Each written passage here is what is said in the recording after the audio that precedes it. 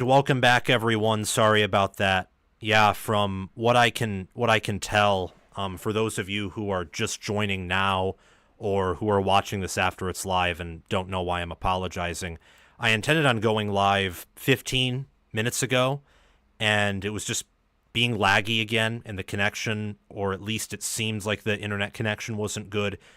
Turns out that trying to live stream in 4K with an older, oh my gosh, it's doing it again. Is it? No, it's not doing it again. It was briefly lagging just now, but it's much better. Much, much better, which ultimately makes me happy. So we're back. We're only streaming in 1080p now. I'm still filming using 4K, so it should still look pretty good, pretty high quality. Today we're going to be talking about SEC on Big Ten Challenge, the games between Texas and Ohio State in Week 1, Alabama and Wisconsin Week 3, and then Michigan and Oklahoma in Week 2. We're going to be talking about that. I also have some questions asking about whether or not Tosh Lupoy is on the hot seat, and I want to tie that in with some of my general opinions about Oregon's defense and things that are going on in that department.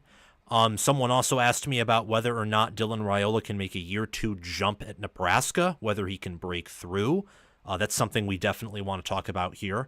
Someone else asked a question whether or not Jonathan Smith from Michigan State and Sherrone Moore from Michigan are on the hot seat. So I want to answer that question as well. And then I have something else that I just want to talk about. It's not a question from anyone, but I've been seeing some people underestimate Georgia, in my opinion, on the national scale.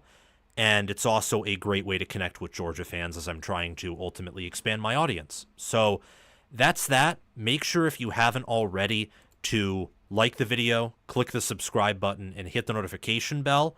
Thank you very much for your patience, for your support, and for really making this possible. I mean, you guys, you college football fans, have essentially paid for the majority of my tuition in college, allowing me to get a bachelor's degree in economics. I only have a few classes left, and this is my dream job. I love talking about it now that there aren't any technical difficulties occurring, and I can stream, with perfect efficiency here, and still high quality. You can tell that my entire pace has changed because I enjoy doing this. I do a lot of research. I think I know what I'm talking about, but maybe I don't. Anyway, I think it's time to get to the topics at hand. And I want to start out with Nebraska, of course, because why not? This question comes from Spud Stud Bud. Pretty interesting name. A very interesting name, I would actually say, the more I think about it.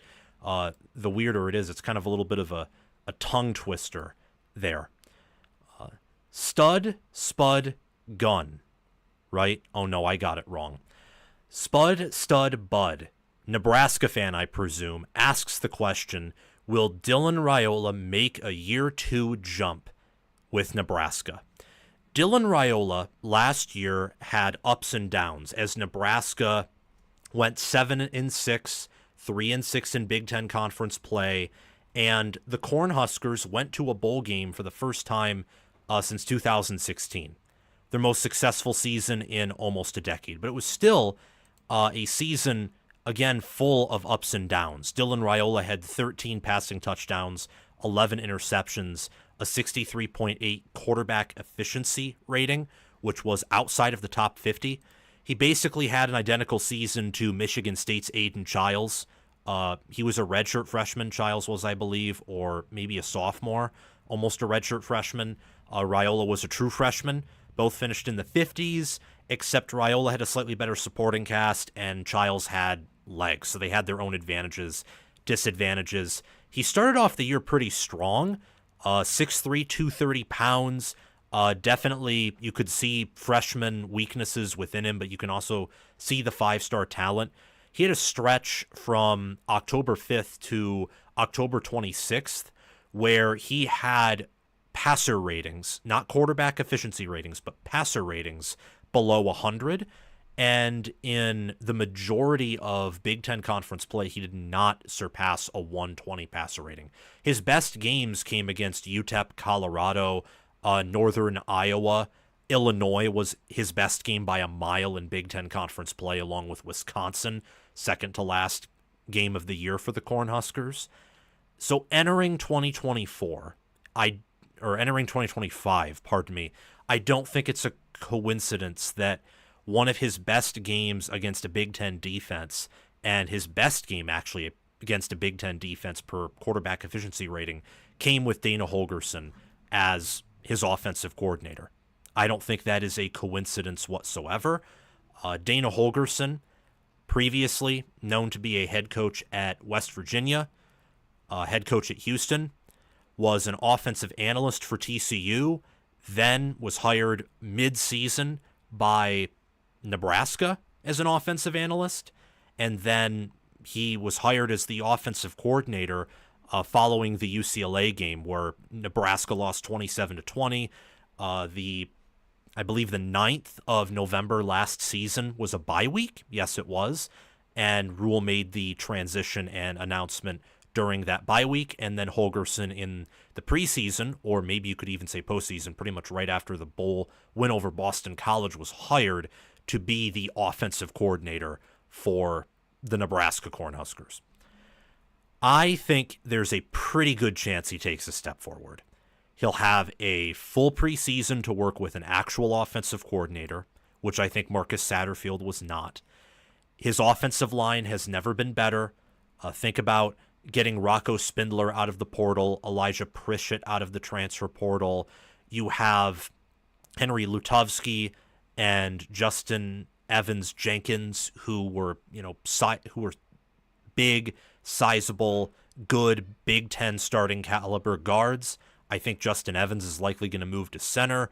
Henry Lutovsky will stay at guard along with Spindler. You get a strong interior. You get tackles where they returned some guys last year that rotated. I think I understand that Corcoran and Benhart are still with the program, and there are others as well, like Pritchett, who came in through the portal, and different players who can, rotate at that position, and the staff, hopefully before the season kicks off, can figure that out.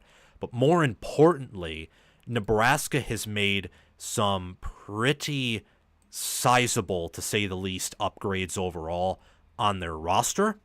You look at year 3 of Nebraska under Matt Rule, and that is year 2 of Nebraska under Dylan Raiola. They are very much tied together because Raiola is the quarterback, the most important position on the field. He's also the only 5-star currently with Nebraska.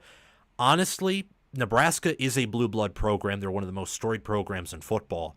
But I was actually just talking with a friend about this today. They're kind of out in the middle of nowhere. They don't have a solid recruiting base, and that's especially been the case since they left the Big 12, but also because of previous incompetent coaches, and Rule has to rebuild those pipelines. And when they were good, they were kind of the pioneers of the modern game of football with strength and conditioning and utilizing, strong farm boys and making them stronger through that to dominate. And they had that wonderful walk-on program.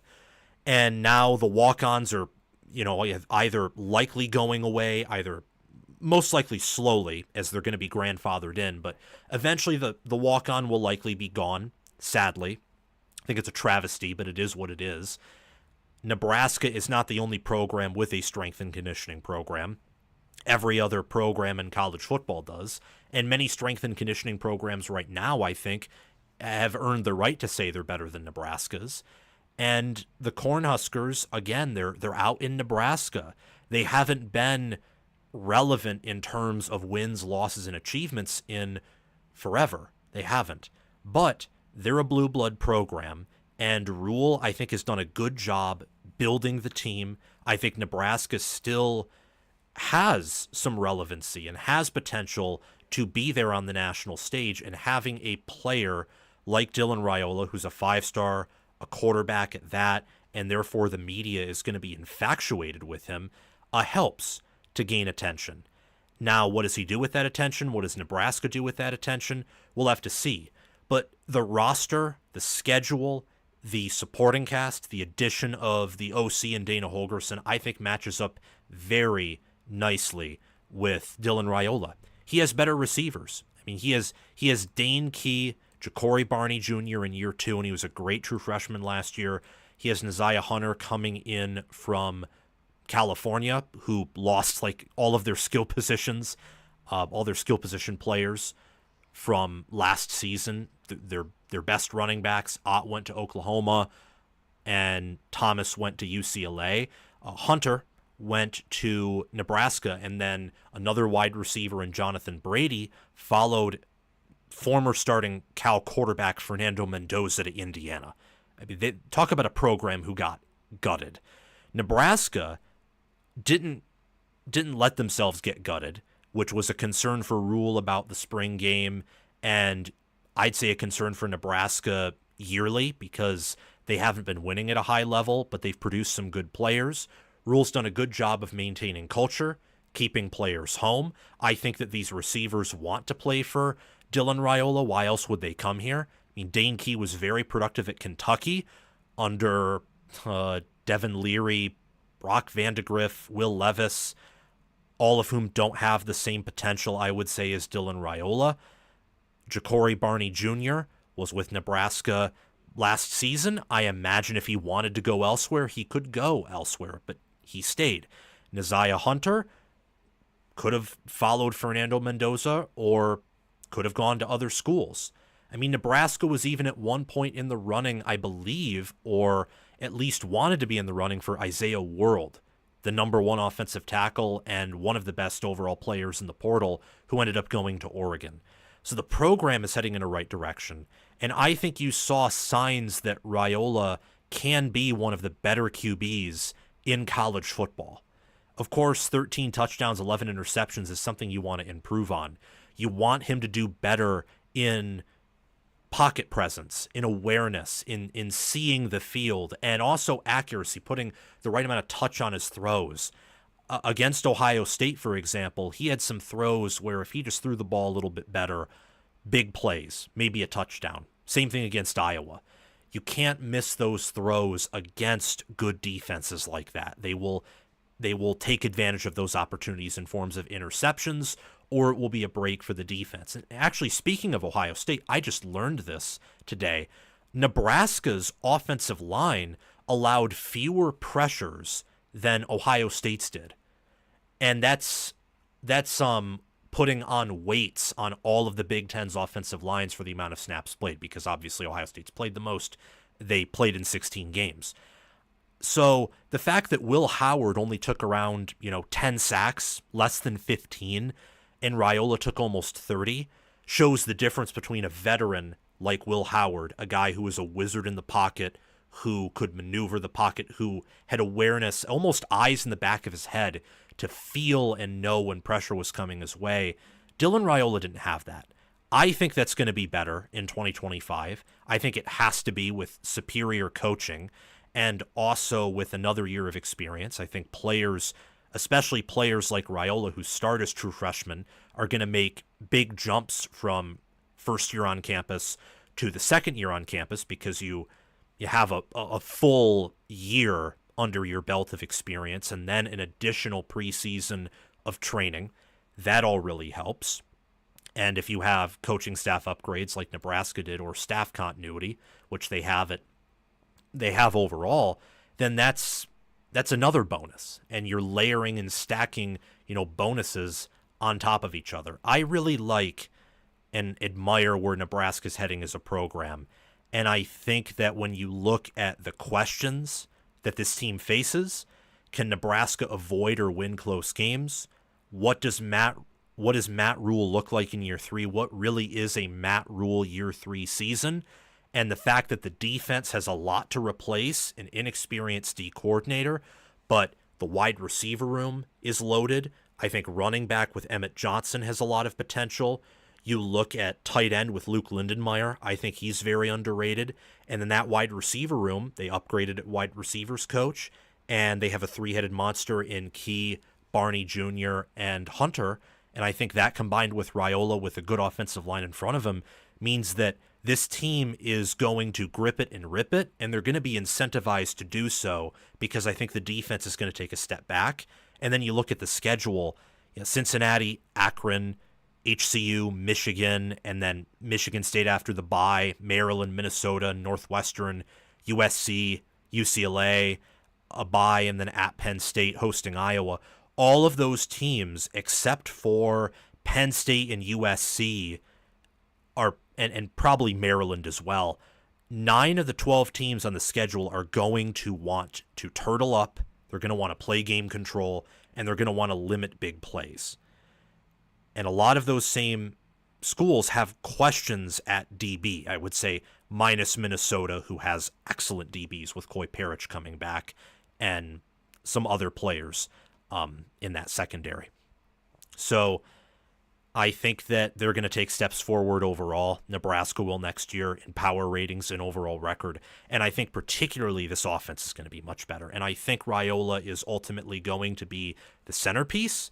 You're not going to see the same amount of criticism thrown his way because he's going to be playing that much better. I think you're going to see more nimbleness from him. Seems like he's lost some weight and is, I think, taking the game a little bit more, not seriously, because I don't want to say he wasn't taking it seriously last year, but he's formulating an identity, and he's, bonding and forming chemistry with the rest of the team as, he spends more time with them, as he gets older, as he gains more experience. I think you're going to see a lot of good things from Dylan Raiola, a powerful arm, better accuracy, better touch, and also better pocket awareness combined with an offensive line that's going to really improve in run blocking and pass protection. So ultimately, to answer your question, Spud, Stud, Bud, man, that messes with my head for whatever reason. Will Dylan Raiola make a 2-year jump at Nebraska? Yes, absolutely he will. He will be a top 25, if not top 20 quarterback nationally. Unfortunately, maybe for his standings in the Big Ten, I think the Big Ten is very strong quarterbacks this year. It's a very great, if not near elite QB class at the top for the Big Ten. But Raiola will be in that running. And with Dana Holgorsen as his OC and with how Nebraska has recruited, developed, and how they've been all in the portal in the winter window, mind you. So a lot of these players have already had a full or close to full preseason on campus. They didn't make many spring portal additions outside of a kicker from Cal, which special teams in Nebraska is an entirely different conversation from this one, a conversation for another day. But I think Raiola will take a big step forward in 2025. All righty. That was fun. Let's see what you guys are saying in the chat here. Not much, but there's activity. Please ask your questions in the chat, because at the end of the video, with 10 minutes to go, I will answer some of your questions, and then we'll get on out of here. All right, let's move on and talk about Georgia. Whether it's Josh Pate's post-spring top 25 rankings, he clearly makes a distinction between power ratings and rankings. I actually preferred when he just stuck to the power ratings, because the JP poll is pretty unique, I think pretty interesting. It's accurate and it gives insights. His power ratings are much different from his rankings, though. I've never seen him release rankings before, and he did, because he said a user challenged him. He had Georgia at 11th, and I see other people talk about how they're concerned about Georgia and all they lost, and they wonder if Gunnar Stockton is good, and they just don't have a whole lot of faith in Georgia. Not just in the team, but I almost would like to say in the program to a certain degree. I don't know why that's the case. I don't. They're college football's #1 program. They have 2 national titles and a 53-5 record since 2021. And with how they've recruited, the fact that they just put 13 players in the NFL draft, and they put a lot of players in the prior draft and the draft before that, they set the record for 15 players taken in the 2022 NFL draft and the following year after 2021 when they sent those 15 players and several first-rounders, they won it all again. This is a wonderful program. It's the program that I think right now is the closest thing to the prime Nick Saban program in Alabama. I don't even know if it's close to that because it's a different era of football, and Nick Saban at Alabama was elite, a legend, the greatest coach of all time. But I think that selling on Georgia right now is a mistake, especially when I have listened to several Georgia fans and when I have done my own research and pretty much have come to the conclusion that this may have been the worst Georgia team since 2016. If not that, certainly in the bottom half of Kirby Smart Georgia teams. And the injuries, the tough schedule, all these different things, I think Carson Beck not being a leader in the locker room, all these things piled on top of each other, and you saw Georgia get blown out by Ole Miss. You saw them nearly get de-pantsed by Alabama. They come back. Ryan Williams makes an amazing play, and then Beck throws, I think, the third or fourth interception of the game.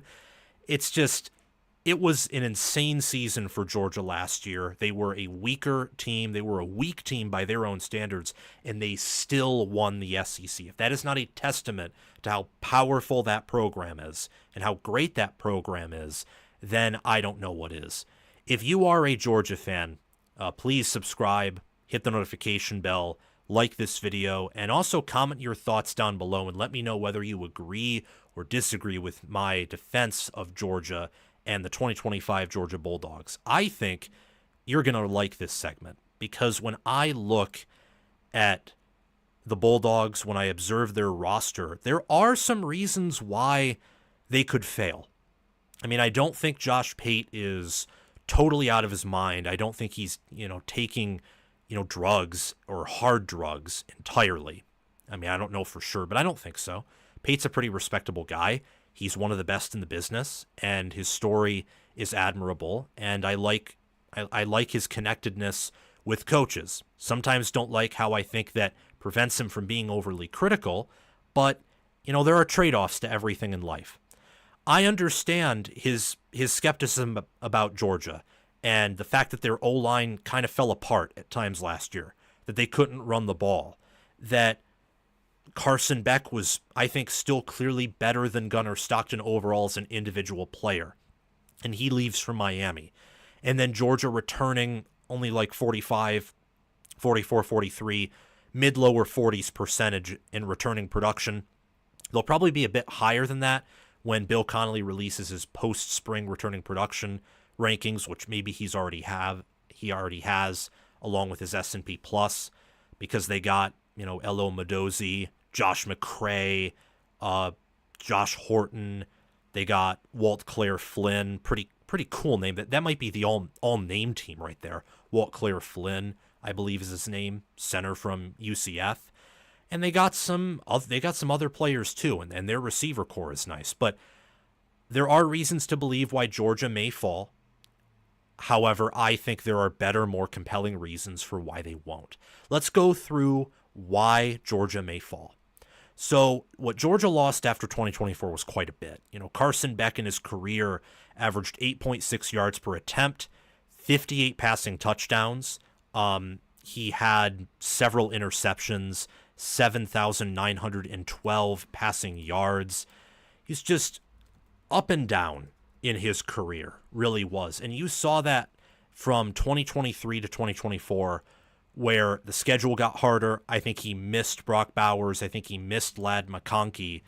And he was just not the same player whatsoever. I mean, he had 6 interceptions in 2023, 12 in 2024, and then threw 2 in 2021 when I believe he was a true freshman or a freshman, a much younger player, of course. As a starter, he threw 18 interceptions in his career, and 67% of those came last season. He went off to Miami. You look at where Georgia struggled last year. The injuries piled up. Depth was shaky in the trenches, and they could not run the football. I remember Mykel Williams was out for a few games dealing with some injuries. I know that, Jared Wilson was an All-American center last year, but I know that Tate Ratledge and some other players were consistently banged up there. And against Kentucky or Alabama or, even Auburn or Ole Miss in particular, Georgia Tech, where Georgia was, I think, shut out for a half, I want to say. And it's not like Georgia Tech's defense was all that good. It's well coached, but didn't have a lot of talent on it. You saw the inconsistency everywhere. That was mainly the offense, but you saw it on defense too. If Ole Miss just had either more blue chip talent or, more likely than that, a better developed offensive line, they wouldn't have kicked all those field goals, and it could have been 45 or 41 to 10 rather than I believe it was 28 to 10 was the final score in that game. It could have been even worse there. Ole Miss kicked a bunch of field goals. How good will Stockton be is a big question, especially when they lose as much on the offensive line as they did, like Tate Ratledge, Jared Wilson.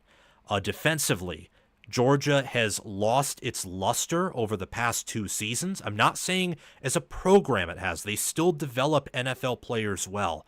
But when it comes to some aspects of development for college play, like being a great college player, not just having, developed potential for the pros, there's been a little bit of shakiness there. According to ESPN's defensive efficiency ratings, Georgia hasn't had a top 10 defense since 2022.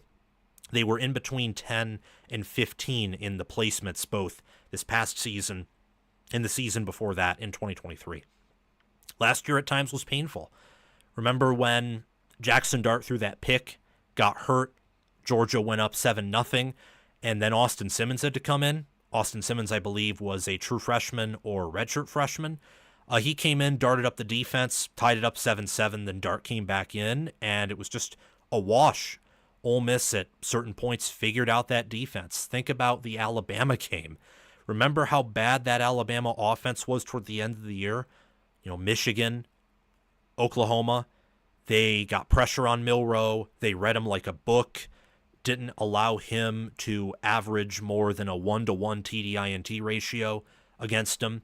Oklahoma had more defensive touchdown passes from Jalen Milroe than allowed offensive touchdown passes. Milroe didn't throw a single touchdown pass in that game, but threw a touchdown pass to the other team, to Brent Venables' defense. That offense from Alabama, and it helped that it was early in the year, they just tore Georgia's defense apart, completely tore it apart. And I think that entering this season, there is a question where they continue to lose a ton of picks, lose a lot of guys. Their portal evals and QB evals have not, blown other teams out of the water or haven't, really been all that successful. So maybe they'll fall off even more. And overall, when you have 13 players drafted and return less than half of your production, the numbers say you are going to regress. However, I think there are more compelling reasons to support the fact that Georgia won't fall off. It's not that I'm thinking Georgia will definitely get better. I also just don't think they'll definitely get worse. I think we have to wait and really see what happens here. But there should be some optimism. Number one, the schedule is easier. It's much easier than last year. Georgia has to go on the road to Tennessee to open up conference play. But Tennessee loses a lot. Tennessee is definitely going to regress more than Georgia. Last year, if Georgia played Tennessee on the road, I don't know if they win that game. This year, I'm completely confident they will, because they've out-recruited Tennessee, they've out-developed Tennessee, and Tennessee lost their starting quarterback, and I imagine that Tennessee's downgrade from their starting QB to whether it's Joey Aguilar or maybe Merklinger or whoever's going to win that QB job might be worse. It could be, not guaranteed, might be worse than Beck to Stockton. After that, they have a bye, but then they host Alabama at home. They host Kentucky at home. They host Ole Miss at home. They have to travel to Auburn, which will be tough, but Georgia has not lost to Auburn since 2017. Florida, once again, neutral site. Texas is at home. Georgia Tech is not in Athens. I forget if it's in one of those domes down in the South, like the Mercedes-Benz Dome, or if it's actually at Georgia Tech. So that may be more of a challenge, but the schedule overall aligns more to Georgia's interests. in terms of winning games, maximizing their chances to reach the playoffs, and being healthier. Oh, there's also no Clemson in the non-conference as well. So it's a much, much easier schedule. They continue, however, and I think almost more importantly than that, because the schedule is still tough, Georgia continues to be the apex recruiter. Over the past 5 classes since 2021, because there are still some redshirt seniors, they have the 4th, 3rd, 2nd, 1st, and 2nd ranked recruiting classes. Only top 4 classes. They had the number 1 overall class 2 cycles ago. So that class is now going to start to play some more and really mature and age in. And they've had 2 top 2 classes.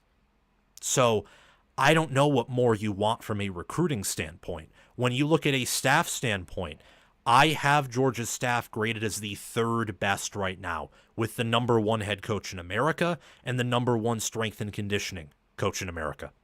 Those are 2 very important positions. The strength and conditioning coach is basically the head coach of the preseason, and then the head coach, actual head coach, Kirby Smart, is the CEO, the manager of the roster, the decider in games, also off the field with who he chooses to be his assistants, coordinators, etc. I mean, we can question whether Mike Bobo's the right OC, Glenn Schumann's the right DC, or any of these other position coaches, but Smart's the best in the business. He knows what he's doing. And the current roster talent, combined with that coaching, this is a byproduct of both recruiting and coaching and development. It's crazy. I mean, last year the Bulldogs had the 2nd most talented roster per team talent composite. They're doing a better job of holding on to their talent and developing it than Alabama, who's the only other team that's ahead of them. They've out-recruited basically everyone else besides Alabama in recent history. And they return alien players, especially on defense, or potential aliens at least. Think Christian Miller at D-tackle, Gabe Harris at D-end. I think C.J. Allen and Raylan Wilson are awesome. And K.J. Bolden started and played in games as a true freshman, or maybe not started, but he was certainly in the rotation there. Georgia, they bring back so many good players. I think highly of Nate Frazier. Pairing him with McCray is going to be helpful for that running back room. And then whether it's Monroe Freeling, who was highly recruited out of high school, Ernest Green III, you have Micah Morris, Drew Bobo, who played at center at times last season. I think their O-line has talent. And then Noah Thomas, Colby Young, Zachariah Branch are great players with high upside at wide receiver. Oscar Delp and Lawson Lucky have been highly recruited, and they bring back a receiver in Dylan Bell who's had some production. So I observe, also don't forget about Dalen Everett, 5-star out of high school, has played well at corner. They have a plethora of potential alien players, one of the best staffs in the country. They have staff continuity as well. They retain their DC, OC, majority, if not all of their analysts. I think basically the same thing with their position coaches, head coach, strength and conditioning coach. They didn't lose a ton to the portal. I think that Elo Mendozi, for example, is probably a equivalent D-end to Damon Wilson, maybe even better, and probably a better cultural fit. Being from a service academy, you think kind of discipline, for example. It's not me saying anything bad about Damon Wilson, by the way, at least explicitly. It's just me saying that, you get a guy from Army who's worked himself up. Wilson was a 5-star out of high school, I think wanted to get paid more. Different priorities. Mendozi's priority, I think, better fits what Georgia wants. I think there's a lot of reasons, more reasons, and very compelling reasons to believe that they're not going to fall off a cliff, especially when you consider that Oklahoma and Florida and LSU and Alabama were ahead of Georgia in, for example, Pate's post-spring top 20 rankings. I understand Alabama. I love Kalen DeBoer. I think that their talent makes it a requirement that they can be, potentially better than Georgia. Florida, I don't entirely get, but then again, if DJ Lagway's Cam Newton or Vince Young or, Johnny Manziel, it doesn't really matter they'd absolutely then be top 10, especially with all the veterans they have. But LSU and Oklahoma, I don't get that placement at all. And you see it with others too. I mean, there was one point where I had Georgia ranked pretty low in my preseason. Obviously, this isn't my ranking show that I'm doing. And a week from now, so next Wednesday at the latest, I will be revealing my own top 25, and you will see where I have Georgia. It's higher than a lot of people, that's for sure, because I think Georgia still is one of the best programs, one of the best coached teams, one of the best teams in the entire country. They're absolutely national championship contenders, and I would say top 2, top 3 at the worst in the SEC entering 2025. Remember, they were very bad last year. A lot went wrong for them. Georgia regressing to the mean means they get better. They continue on that trajectory there. Regressing to the mean does not mean they get even worse than last season, because last season was bad. A lot went wrong. Quarterback getting worse despite having a phenomenal year prior. Tight end not, reloading as much as you would expect with how they're coached and developed. The O-line having the issues it did. The rushing attack being the worst it's been perhaps of the entire Kirby Smart era. And the defense just having a lot of talent, but having some holes. A lot went wrong for Georgia. Not a lot went right outside of maybe that first game against Texas. Maybe that second game against Texas as well. But I think it's because Georgia takes Texas more personally, and Smart's a better game day head coach and better motivator than Sark is. So Georgia regressing to the mean is actually going to see them have the identical record of last year, or maybe even get better. Now, I could be wrong. There are reasons to sell on Georgia, but I would not advise you to. And I think that this team is still going to be one of college football's best teams. In fact, I would argue you're not going to see the same floor that you saw from Georgia last year. The game that happened against Ole Miss last season, where Georgia did not even look like they were a functional top 15 team, that will not happen ever this year. You can quote me on that. If I'm wrong, then oh well, I'm wrong. But I love Kirby Smart. I think he's the best head coach in the business, and I think that Georgia is poised to once again be a contender in 2025. Thank you very much. We can move on now to the Big Ten versus SEC challenge. This will be pretty fun. Let's see what you all are saying in the comments section. Darren Talks Ball, good to see you on here. It's good to see you, Chris Lane, as well. D's Clan Gaming. Interesting name. I like Gunnar Stockton, but I think they're on the decline. We'll have to see about that. Looking good. Smooth. Underestimate Georgia at your own risk. Absolutely. You are taking a risk when you underestimate Georgia and when you underestimate Kirby Smart. Okay. Let's resume here and talk about the Big Ten versus the SEC. The Big Ten and the SEC have 3 games, 3 in weeks 1, 2, and 3, where they face off against each other in kind of a little Big Ten versus SEC challenge. We have Texas at Ohio State, we have Michigan at Oklahoma, and we have Wisconsin at Alabama. That's what we have. And today I want to talk about which of these games has the highest likelihood of the home team emerging defeated, or of the road team emerging victorious, however you want to phrase that. Whether it's the Longhorns playing the Buckeyes, the Wolverines playing the Sooners, or Wisconsin and Alabama, between the Longhorns, between Michigan, between the Badgers, which of those teams in particular have the best chance to win? This is actually a question segment, by the way, submitted by Bald Father Bets. So Bald Father Bets asks, of the 3 scheduled SEC versus Big Ten games, which one do you think the road team has the best chance of winning? That's a great question. It's a very creative topic and one that I wanted to spend some extra time talking about. So In the Big Ten versus SEC challenge, I guess you could call it, where in weeks 1, 2, and 3 we have 3 games between SEC schools and Big Ten schools. We have Texas traveling to Ohio State, Michigan traveling to Oklahoma, and Wisconsin traveling to Alabama. So between Texas, Michigan, and Wisconsin, which of these road teams has the best chance to overthrow the team that's hosting them? And we're going to just come right out of the gate, and I'm going to tell you which one I think has the best chance. And then we'll go to the next one, which I think is a little bit closer to the team with the best chance than the team with the worst chance.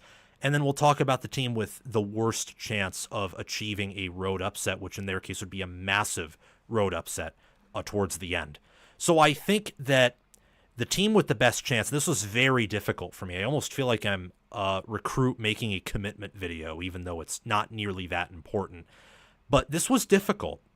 I had to look at the rosters in depth, the projected depth charts, and think about even the times the game kicked off, or likely are going to kick off, to make my decision as to whether the Longhorns or Wolverines had the better chance of beating either the Buckeyes or the Sooners on the road. And ultimately, I came to the conclusion that, well, I think that Texas and Ohio State, that's the most likely game where the road team is going to win. So most likely here, Texas over Ohio State. It's likely a noon game in Columbus at Ohio Stadium. A big noon kickoff, whether you agree with them or disagree with them. I disagree with them personally. I think big noon kickoff is at this point, it's a great disservice to the sport. It used to be a good thing, but I think Fox overplayed their hand, and it's clear all they care about is views and having, non-competitive big games. And by that, I mean they're not competing in terms of time slots. So why not have a game at noon? If all you care about is maximizing viewership in your big games, host them at noon, while the SEC and ACC and the Big 12 typically will host them later, typically will air them and broadcast them later.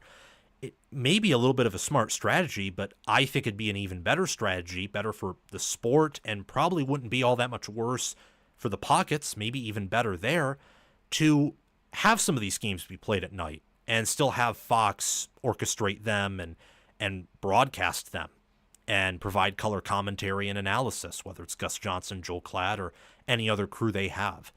But I do think that Texas over Ohio State is the most likely game out of these SEC Big Ten games where the road team will emerge victorious, and I'll tell you why.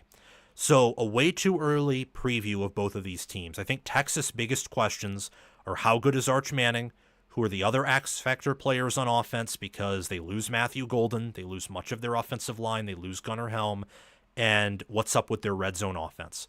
Also, what's up with their kicker. They did get a new kicker in the portal, so I think that question is mostly answered, but Auburn was extremely reliable one year, and the next year he wasn't. He's now at Miami. Mason Shipley, I believe, from Texas State is going to be the Longhorns starting kicker, either him or I believe Will Stone, maybe Jack Stone. Forget first name there. But those are the main questions for Texas. It's all about QB, and it's about the offense and whether or not the offense can flow together. Sark is a great play caller, but his offenses over the past 2 years have not quite been elite or even near elite caliber. You see the moments, you see the talent, but there's just something missing. For Ohio State, I think their questions relate to the offensive line, the defensive line, and their coaching staff.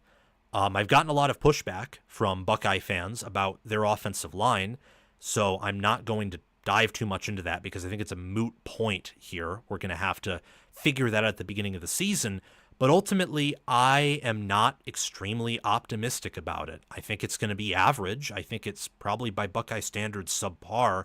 I also think that the skill position players and QB, if Sayin has good pocket presence, is going to make it look much better than it is, and therefore it won't matter as much as if even Texas had that same caliber of O-line because of the skill position talent that Ohio State has. But There's new staffers, new DC, new OC. The defensive line lost all of its starters and some rotational players. Depth there has been, I would say, a concern for Ohio State staff very openly. It's very explicitly been a concern. I still think the offensive line implicitly has been a concern given how they've still offered players in the portal, even some true freshmen from other schools, like a 3-star from West Virginia. I don't think you do that if you have good depth on the O-line and you like the future of that room, but that's just me. Texas's questions, I think in a matchup like this, are much more maneuverable. You can move them around. You can move it to the side maybe for a game, or even straight up negatable. You can just kind of ignore them compared to Ohio State's. Texas has recruited better on the O-line. They have done a better job of rebuilding and reloading on their D-line. They also returned Colin Simmons. Ohio State's concerns are just related to staff and related to trenches and a little bit of even corner consistency. For Texas, it's about, I think, upside at defensive back, losing Andrew Makuba, losing Jahdae Barron, and then you have on both teams, I would say, but especially Texas, because they don't return Caleb Downs or Jeremiah Smith, some questions about player experience. Texas, on their O-line, is going to have some humps to get over in regards to experience, but they're much more highly recruited. Kyle Flood has done a better job of developing than Justin Fry did at Ohio State. Again, if you disagree with me or think I'm an idiot for saying that, you can say so, but watch the CFP run and tell me when there was a big play when there wasn't a running back or tight end in protection. As for Texas, they had some issues on the O-line last year, some injury concerns, not the same as Ohio State's, but it also didn't help them. They had Quinn Ewers at quarterback, who did not have the same pocket presence as you would expect from a player of his caliber. So Arch Manning is probably the biggest question for Texas in this game. How does he handle the road environment? His supporting cast is a question to a certain degree, but I would say it's the same with Ohio State and Julian Sayin, for example. There's a lot of unknowns here, but it's the same actually for the other two SEC Big Ten games as well. Texas brings in 36 players, 4 5-stars, 18 4-stars, 14 3-stars, a 92.14 average rank per commit per 24/7 Sports Composite. I think a breakout candidate for Texas is C.J. Baxter, who got hurt, and tackle Trevor Gooseby, who had some experience last year. If you can't tell, and a lot of this is actually due to recruiting, but also in watching these teams and their offensive lines over the past 2 years, I give benefit of the doubt to Texas's O-line. And I also give it to their D-line because of how many transfers they brought in, some of whom actually played rather well last year. Ohio State did not do the same things and actually trended toward the opposite direction on both fronts. And Texas under Sark, even though Sark's known to be, an offensive guy, wide receivers, quarterback, that's what he was known for at Alabama, known as a QB guru overall, he is willing and able to pound the rock if he wants to. And that's something Ohio State's going to have to figure out to stop, along with Arch Manning's mobility, his arm strength, and Texas has some good wide receivers too, like Ryan Wingo, for example. Ohio State, though, can win, absolutely. I'm not telling you who I think is going to win or lose here. I think Ohio State for sure has an advantage at safety. They have the 2 best players in college football, who I know some people think Arch Manning already is one of the best players in college football, but he's not. He has to prove himself. Ohio State has the 2 best players in football in Jeremiah Smith and Caleb Downs. I think Sayin's a breakout player. I think he's going to be really good there in year 1. I think it's ridiculous that some people don't think he's a top 5 Big Ten QB. Quarterback with Ohio State, I give more benefit of the doubt to than anyone else in the country, minus maybe USC QBs under Riley. And even then, Miller Moss, Jaden Mayava were not the typical Lincoln Riley QB last year. Right now, Ohio State is trending toward that number 1 spot for college QB play, and they've always been up there under Day for NFL development as well. Right now, they're also trending towards, I would say, being number 1 there too. They bring in 36 players as well, average rank per recruit of a 97.1, 3 5-stars, 18 4-stars, 15 3-stars. I think that Bo Jackson, not James Peoples, not CJ Donaldson, they'll be good, but I think Bo Jackson's really going to be the epitome of a breakout player as the season goes on. Just heard that from some Buckeye people and friends that I trust. I think Arvell Reese is going to be an All-American linebacker, and I think that's going to be the case basically from day one. The other breakout candidates may take a while. I think Reese immediately is going to be good and pop off. And then I also think Devin Sanchez is going to be an impact player and a breakout candidate. Ultimately, look, I mean, this game, it's going to be close most likely. That's what the spread at least indicates, in Ohio State being favored by 3 right now. But I will also say that I think Texas has some definitive advantages here compared to Michigan over Oklahoma, or compared to, the other game, Wisconsin over Alabama, where I don't know if Alabama has many disadvantages to the Badgers. But when I looked at the matchups between all of these teams, I looked at Ohio State and Texas, and while Ohio State has questions at both D-line and O-line, Texas has questions there, but more in relationship to experience. I mean, over the past 2 seasons, they haven't had the same talent on D-line that Ohio State has, and they've produced at a similar level, and they've been deeper there, and especially at D-tackle. And then you look at their O-line, and their O-line 2 years ago was elite at running the ball. I don't know exactly what happened last year, but I think part of it may have been the fact that they had some injuries. More importantly, it may have been the fact that their running back room was pretty inconsistent with Wisner and Blue. Baxter was viewed in the preseason as definitely better than them. So I think this is the most likely game where the road team comes out on top in the Big Ten SEC Challenge is Texas over Ohio State. I like Texas's defense more. I do like Ohio State's offense more, but I think that Texas will do a better job and also has an easier time of replacing what they left. Will Howard was way better than Ewers last year at the end of the year. He was just healthier. He had better pocket awareness, and his skill set naturally fit Ohio State more than it fit Texas and what Texas needed. Ohio State has and had way better receivers and had the better player on defense. And they had an elite, awesome D-line, but a D-line that didn't rotate as much and couldn't rotate as much as the Texas one. And then you look at the portal. Texas has brought in a better overall portal class. So I think the Longhorns can win. In fact, I would go as far to say that while I'm very far away from picking the winner of this game, very far away from it. In fact, mentally, I almost have a harder time seeing Oklahoma beat Michigan than I do seeing Ohio State beat Texas. I can easily see Ohio State beating Texas mentally. I have a harder time mentally seeing Oklahoma beat Michigan. However, looking at this analytically and trying to factor out like my own eyes or imaginary eyes, Texas on paper is I think right now better team and a better suited team to show up in week 1 and fight a war than Ohio State is. If I'm wrong on that, then I'm wrong, but this isn't a prediction segment. This is just me kind of doing a way too early preview and saying which team is more likely to win than another team in a conference versus conference challenge. This isn't even a prediction segment. So let's move on to the next most likely, that being Michigan over Oklahoma. So this one, mentally, I have an much easier time seeing than Texas over Ohio State. That's because Steve Sarkisian has only beat one FPI top 10 team in his career with Texas. And that's also because Ryan Day is, one of the best head coaches in the country.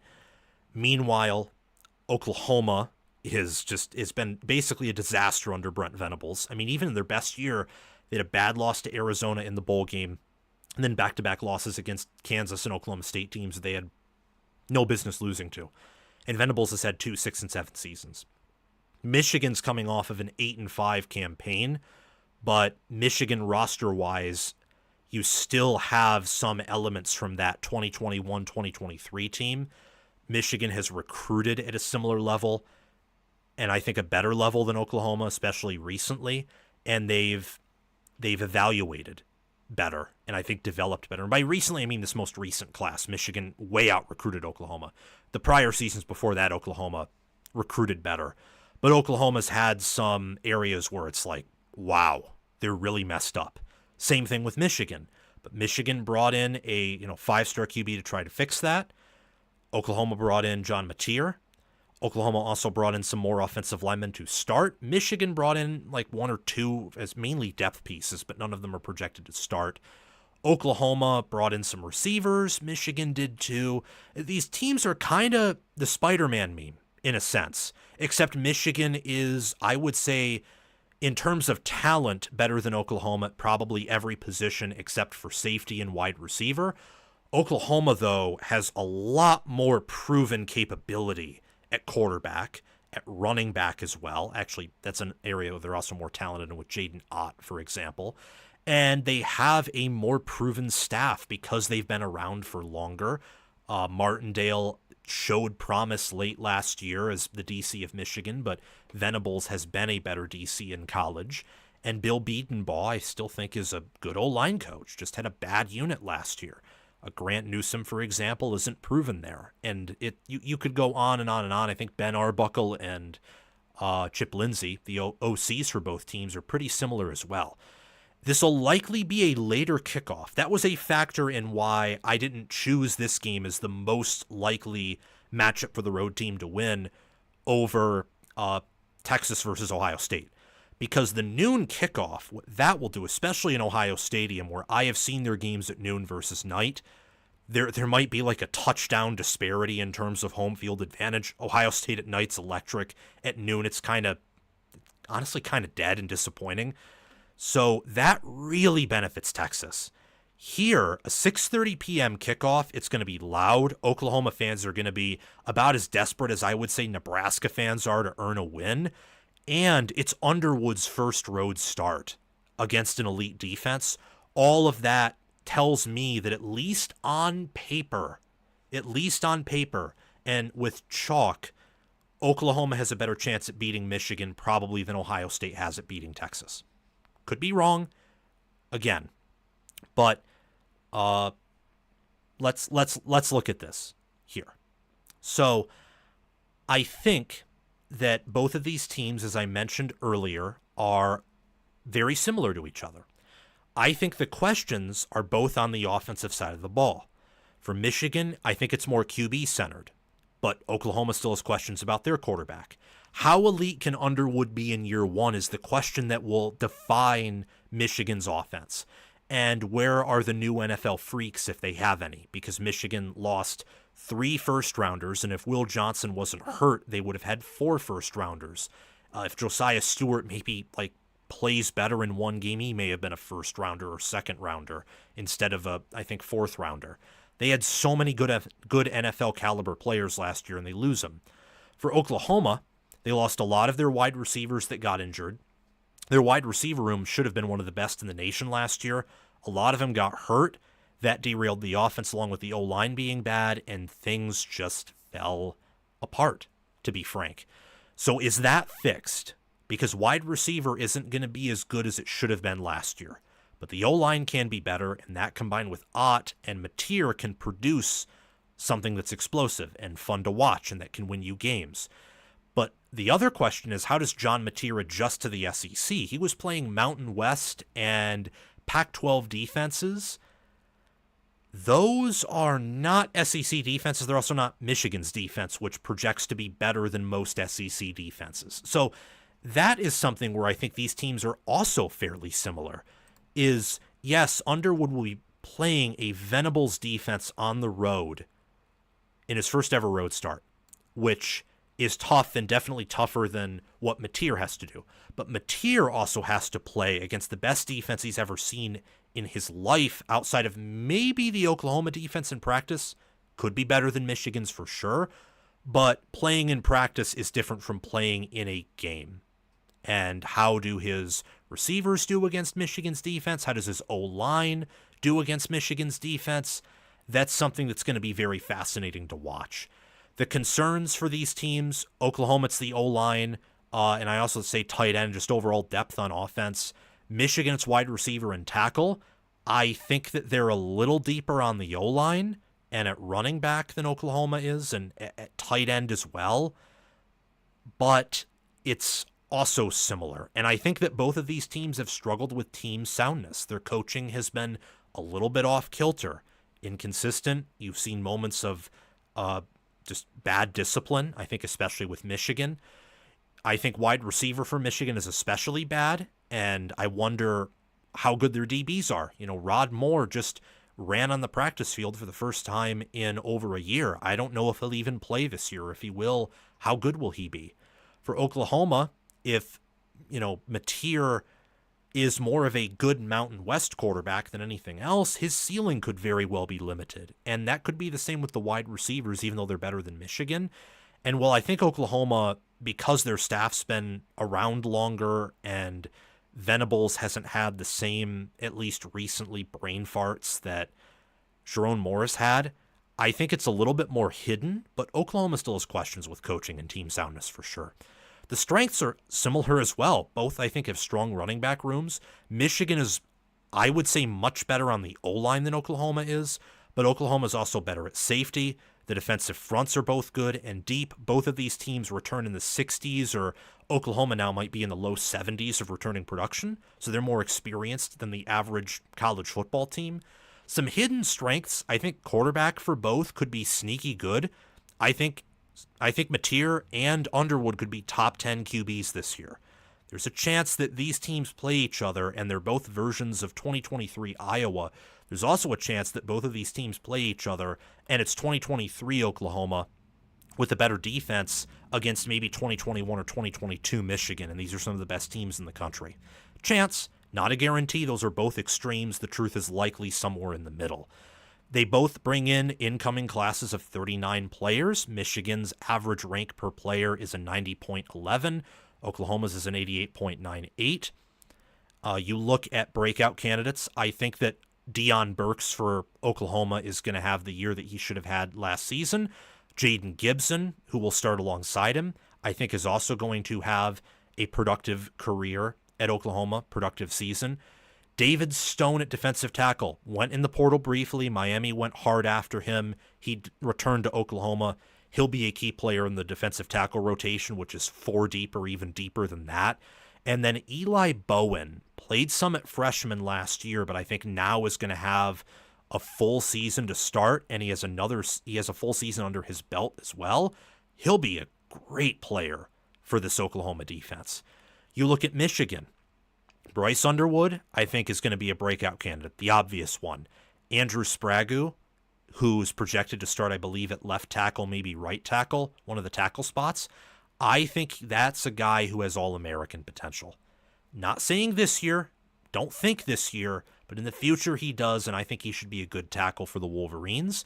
Trey Pierce at D tackle and also defensive tackle Damon Payne, I think, make up a Michigan D tackle unit that's essentially 6 deep or maybe even a little bit deeper than that. Both of these teams have some of the best D lines in America. They have potential at linebacker. I think Oklahoma is a lot more proven there, but Michigan has some buzz about athleticism. Both have a lot of potential at DB. Both have D coordinators who are recognized as being in the top 10 for better or worse. I think Venables personally is still better, definitely way more proven than Wink Martindale is, but we'll see about that. And this is going to be a defensive battle. It's going to be a defensive war. Ultimately, I think that, look, Texas has a better chance at beating Ohio State than Michigan has at Oklahoma because these teams are pretty similar. Michigan profiles, I think, with their portal additions, with whether it's recent power ratings or their recent success or the fact that they're kind of bringing in more talented players. Oklahoma seems to be, plucking players wherever they can. I guess they're kind of all in on this year for better or for worse. Michigan's taking their time trying to focus on setting things straight and developing. That would typically favor Michigan and be an indicator that Michigan might be a better version of Oklahoma, but it's a road night game for a young quarterback with a receiver core that I think is worse than Penn State's last year. very obviously, that could be a game where Oklahoma's the only team who can run away from it, and Michigan just has to play almost perfectly with the limitations they have at wide receiver. I'm more optimistic, slightly, it was close, slightly more optimistic about Texas going into Ohio State and winning that game on paper than I am about Michigan over Oklahoma. Mentally, I can't get out of my head that Oklahoma's just been worse than Michigan basically every year since 2021. I have a hard time mentally getting that out of my head. But that doesn't make this year the same as those prior years. It's the same thing for Ohio State versus Texas. I mentally have a tough time getting last year's game out of my head where Day and his staff coached circles around Texas, or every prior year where Ohio State was better than Texas. But that doesn't mean it's going to be the case. Prior results do paint the picture sometimes and add important context, especially when the staffs are the same as the prior years we're talking about, but they don't determine the results will be the same. Like Alabama under Nick Saban basically have the number one class every year. You already see their recruiting taking a little bit of a step back, for example. Like, history repeats itself, it rhymes, but there are some differences in the details. Okay, up next, and then we'll move on to our next topic here. Wisconsin over Alabama. Not likely. Probably going to be a later kickoff as well. Don't think this will be a noon kickoff. Could be, but I don't think so. I imagine Alabama would want this to be a night game, or at least a game that's not at noon. Regardless, I don't think it's all that likely. And we're just going to briefly go over this because I don't think it's likely. So the Wisconsin Badgers are coming off of a 5-7 campaign. Alabama's coming off of a 9-4 campaign. Wisconsin's played one of the toughest schedules in America. Alabama played a pretty tough schedule last year. But where is the advantage for Wisconsin? That is what I ask. When you look at the way too early preview of these teams, people are asking questions, including myself, about whether Luke Fickell's career is already dead in Madison. Meanwhile, the Kalen DeBoer era, I think, still has some energy and some heft to it. I look at Wisconsin's defense and just how bad it was against the run last year. I am not high on Alabama's O-line. I think Alabama's O-line preseason actually might be one of the most overrated units in the entire country. Tyler Booker was their best lineman by a mile. They lose him, and I loathe Chris Kaplovich. I watched his O-lines at MSU. They could not punch a hole through a single sheet of toilet paper. They were that weak and pathetic. I know he has better talent, way better strength and conditioning than what he had with Mel Tucker, but still, I don't like him as their O-line coach. I don't. Good recruiter, but development, I don't think so. And it's just, he's not Tyler Bowen level recruiter, for example. And I think Bowen's also a better developer as well, even with his limited experience as an O-line coach. So all that being said, I'm not the highest person on Alabama in the world, and I still think this is not a win for the road team in this SEC Big Ten game. The Wisconsin Badgers will be double-digit underdogs. Can they win? Yes, I think this will be the best team that Luke Fickell's ever had at Wisconsin. There's a chance this Alabama team's worse than last year. I think more likely than not, though, it'll be pretty similar. Could be better. I think it won't have the same floor, for sure, but it may not have the same upside. I'm kind of wondering what Alabama's going to be this year. It'll be a very fun storyline to follow.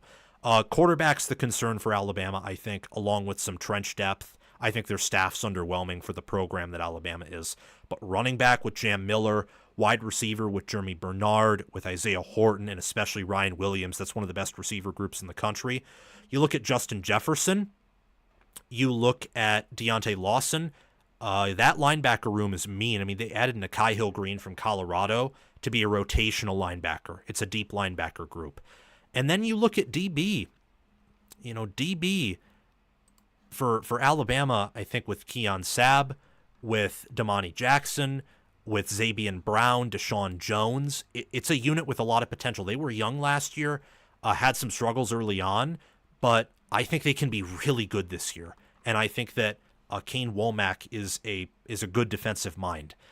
Combine that with the explosiveness on offense, the sheer talent advantage, the travel that Wisconsin will have to endure, the fact that Bryant-Denny Stadium is a tough place to win at. I mean, the last team to do so was Texas in 2023, and Alabama led at points in that game with a team that I don't think was even top 15 at that point. They, of course, were top 10 at the end of the year. At that moment, I think a lot of teams in week 2 could have waltzed into Bryant-Denny Stadium and beaten that team, not just Texas. It was an impressive win by Sark, especially with how they closed it out. However, I think that, like, from that year, Oregon, well, I don't know about Oregon, but Michigan and Ohio State for sure, I think, could have went in there and won. And imagine Manny Diaz's Penn State defense from that year.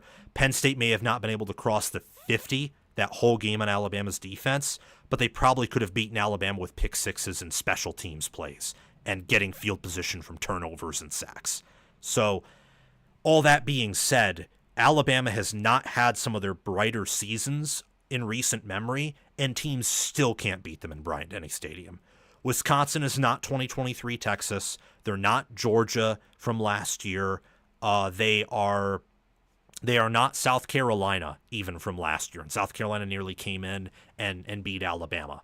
So ultimately, I think that this is unlikely, but Wisconsin is strong at wide receiver. I think that their offensive line is going to be one of the few lines that can handle this Alabama defense. And I think that D-end, DB is strong. And depending on whether or not the transfers pan out, their whole D-line could be good. Billy Edwards could work out. I still think Fickell has potential to be a great game manager. And Wisconsin seems to be all in this year.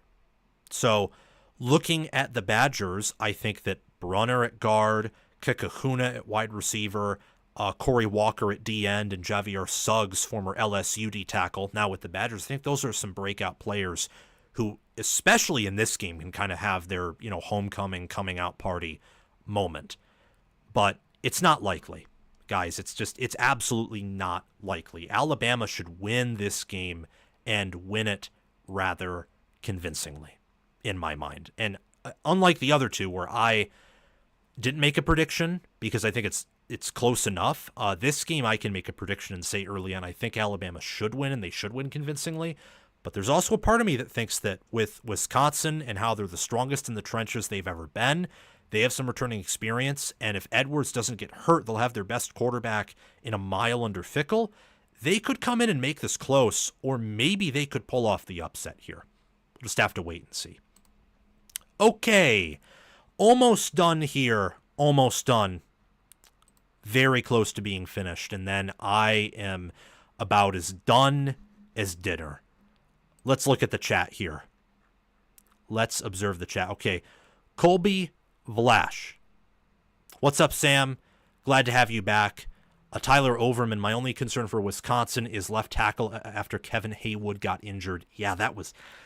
Yikes. It was bad. Good evening, Garrison. Good evening. Nice to see you in here. Actually, shout out to Garrison here. Check out the Ohio State football channel at the Voice of College Football. Look it up. It'll be a red circle with a microphone, says Voice of College Football. Garrison goes on there multiple times a week. And also check out Darren Talks Ball, who was in my live show. Check out those channels.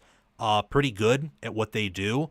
And it's a nice spot for college football fans to go to get knowledge. So check out Ohio State football at the Voice of College Football to hear Garrison speak. And check out Darren Talks Ball to hear Darren speak, as the name obviously suggests. Sark had the number one QB with Ewers. Yeah, I mean, it's I will say, to be absolutely fair, that there are questions with Texas at QB. I mean, I'll actually say before I start my next segment here, I don't think that Manning will be the best QB in the country. I think that honor belongs to Cade Klubnik. I am team Cade Klubnik, and I will make content about that in the future. But I want to talk about something else. Maybe for final 10 or 5 minutes of the show, we can talk more about that. Are Sherrone Moore and Jonathan Smith on the hot seat? It's only been 1 year since they were hired at Michigan and Michigan State, respectively. But a viewer of my channel, a Super Saiyan Magikarp, very cool name, member of our Discord server for a while. If you want to join the Discord server, by the way, I should have mentioned this earlier, check the link in the description, and I'll also post a comment in the comment section. Click that link, you'll be a member of the Discord server. And if you want to ask questions that are turned into videos, just look for the hashtag YouTube mailbox channel in the Discord server, type your question in there, and I'm going to log it on a Google Sheet that I actually have pulled up right now so I can read the question verbatim, and then you'll probably see your question on this live show, and a whole video will be made about it. So Super Saiyan Magikarp asked verbatim, are Sherrone Moore and Jonathan Smith on the hot seat? In parentheses, MSU new athletic director. He referred to Sherrone Moore potentially getting a show cause or a suspension that would either, fire him or suspend him, which would probably ramp up pressure for him to win some more games to compensate for that. And also mentioned how Michigan State recently let go of Alan Haller, and they're looking for a new athletic director who has better, quote, fundraising abilities. Also known as Michigan State wants to be good at football. They want to be good at sports. They want to be competitive in NIL. They want to rally some of the billionaires and millionaires they have as potential boosters and certainly as a university alumni, which Michigan has done, but Michigan also had the same problem for quite some time. Both of these schools last year in the regular season combined for a 12-12 record and a 8-12 record in Big Ten Conference play. That had to be one of the worst seasons in recent memory, excluding the COVID year, for Michigan State and Michigan football. For football in the state of Michigan, period, amen. It was bad. I don't know about the MAC, though. I think actually Eastern Michigan may have had a okay season, but maybe my memory is incorrect. I know Western went to a bowl game, played Wisconsin pretty tight, but they got blown out by the Buckeyes. And as for Central Michigan, Jim McElwain retired. But the point of this segment is whether Sherrone Moore and Jonathan Smith are on the hot seat. And I don't know exactly. I'm not inside any of the locker rooms. I'm not a fly on the wall of Ward Manuel's office or the interim MSUAD's office, whose name I forget because that person's an interim athletic director. They're not going to be making many important decisions, and if they do, then I will know their name because it's relevant. But regardless, I can say from an outside voice looking at the situation here, I think they're certainly under pressure. Certainly. I think that if Sherrone Moore and Michigan get hit with anything, whether it's like sanctions wise, more so I would say like almost recruiting, maybe postseason ban, although at that point, that's kind of for actions done by the previous staff, which Sherrone Moore was a part of. I don't intuitively think that'll happen, but I could be wrong, and I'm not making a prediction here on any of that stuff. Just excited to see what it is. But you look at maybe recruiting penalties, like that will affect Michigan more long term. If, somehow their NIL is limited, or somehow they maybe instead of taking away scholarship spots, they just straight up take away roster spots because scholarships are just, pennies compared to the money that the donors and the universities bring in now to pay their players, for example.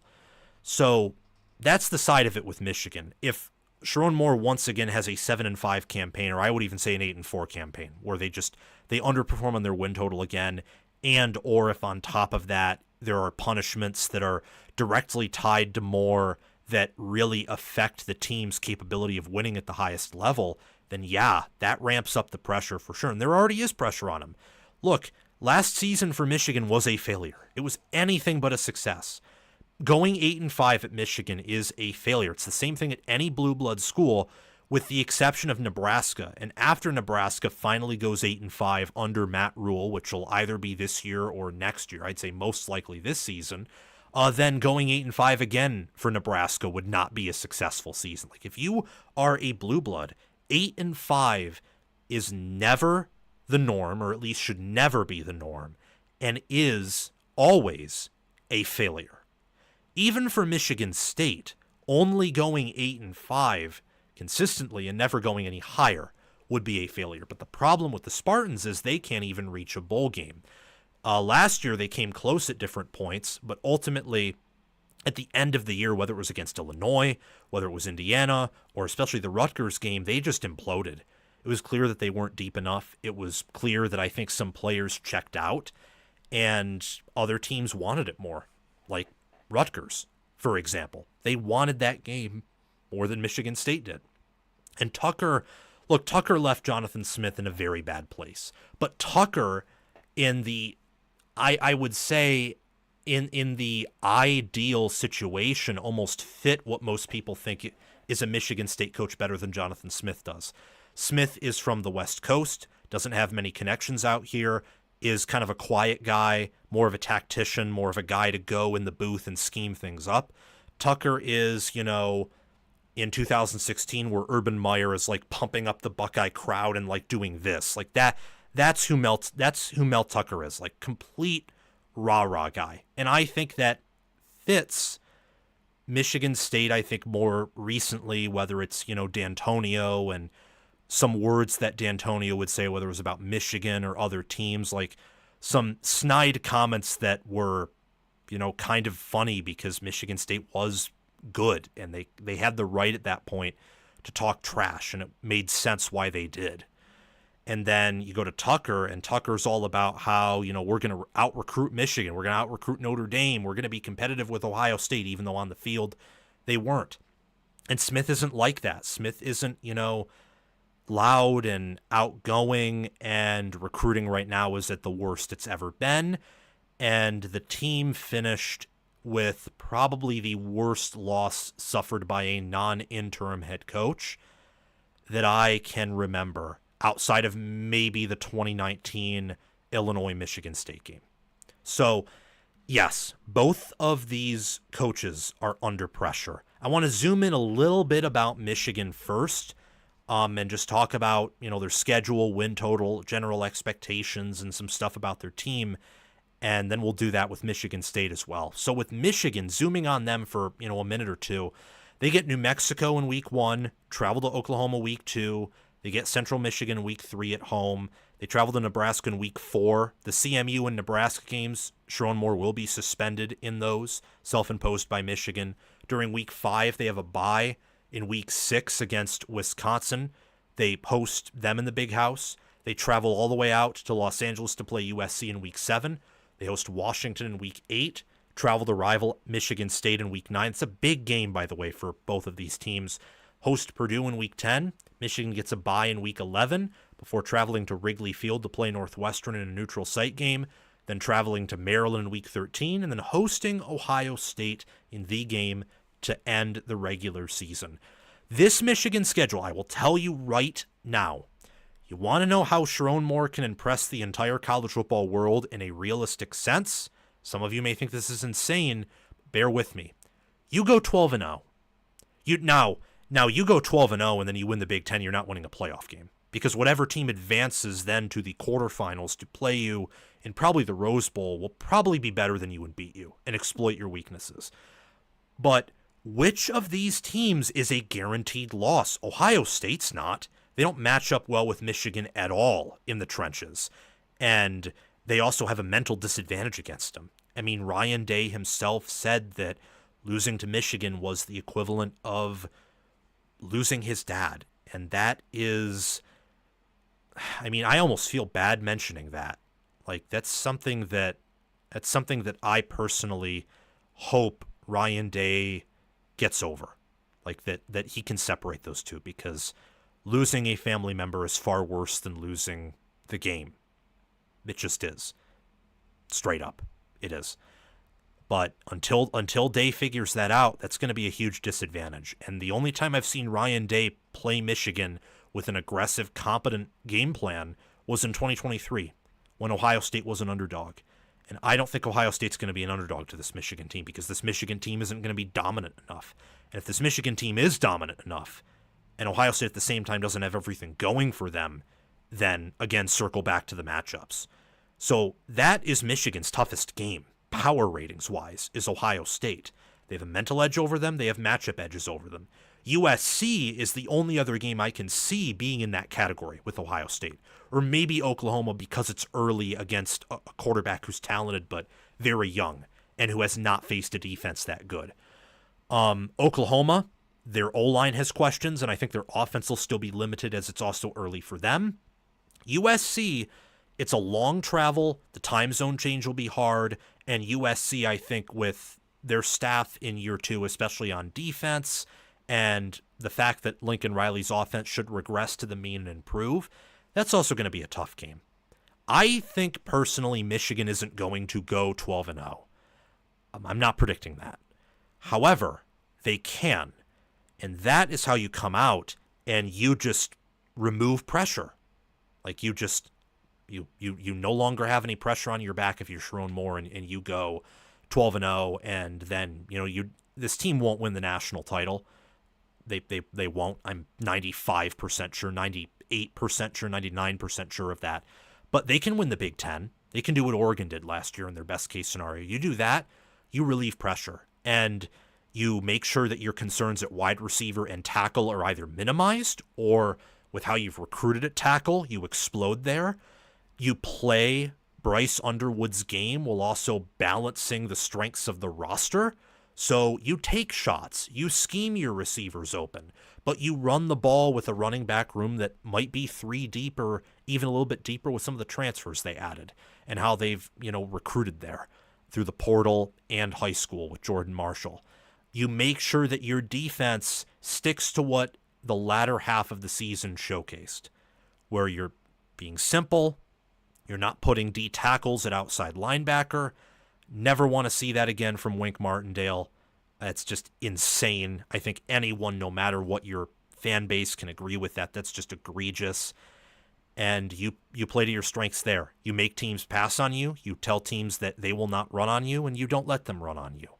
And the D-line comes close to reloading. Like, you go to the best case scenario, Michigan is once again in the national title conversation, even if they most likely can't win it, or more likely than that will get blown out pretty badly in the playoffs against a really good team, a real natty caliber team.